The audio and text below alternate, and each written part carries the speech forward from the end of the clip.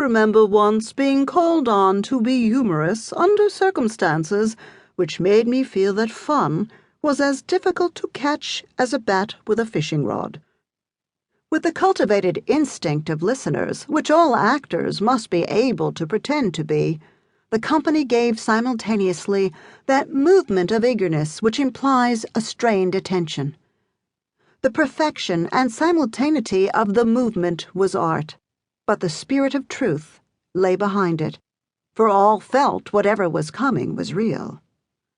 The low comedian, with the trained instinct of an actor, felt that his audience was with him en rapport, and allowed himself a thought more breath in his manner as he proceeded. I was playing Con in The Chakran, for want of a better, having been put into the part because I could manage a kind of brogue. We had a wretched company, and we went to wretched places nearly bad enough to do us justice. At last we found ourselves in a little town on the west side of the Bog of Allen. It was hopeless business, for the people were poor. The room we played in was an awful hole, and the shebeen, which they called a hotel, where we all stayed, was a holy terror. The dirt on the floor had caked and felt like sand under your feet. As to the beds— "Oh, don't, Mr. Parmentier, it's too dreadful," said the leading lady, shuddering. So he went on. Anyhow, the audience, what there was of them, were fine.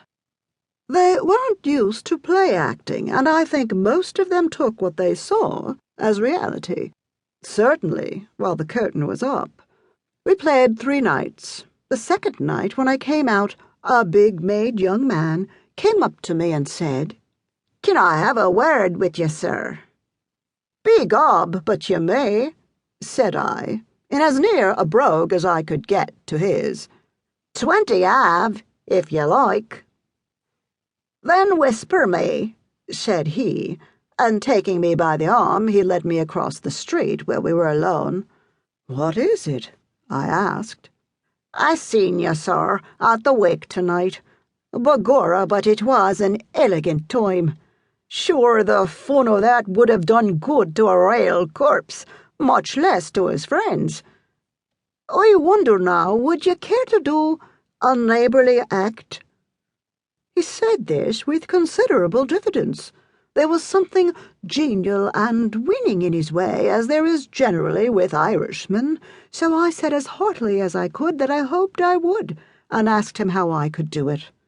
His face brightened as he answered, "Well, there's a wake tonight, a rail wake, your honour, at Kenor, beyond, and the widdy is in a most distressful state entirely. Now, if your honour, as is used to the diversions if wakes would come, sure it might help to cheer her up. It's only a rough place, sir, and the boys and the girls is all there is. But there's lashings of whisky and tobacco, and one of the quality like your honour will be mighty welcome." That did it. For a man who took me for one of the quality, I would have done anything.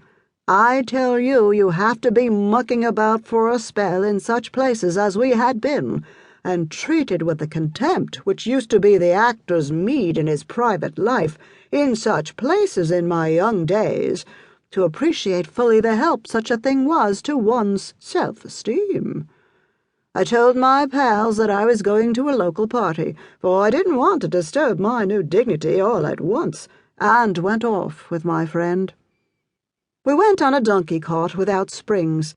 Such a cart, and such a road! There was a bundle of straw to sit on, so I was comfortable enough, except when the jolting through an unusually deep rut banged me about more than was consistent with physical self-restraint. At last we stopped where a small house stood back some 100 yards from the road. The light was coming through the little windows and the open door, that seemed quite bright through the inky blackness of the night. I separated myself from the straw as well as I could, and got down.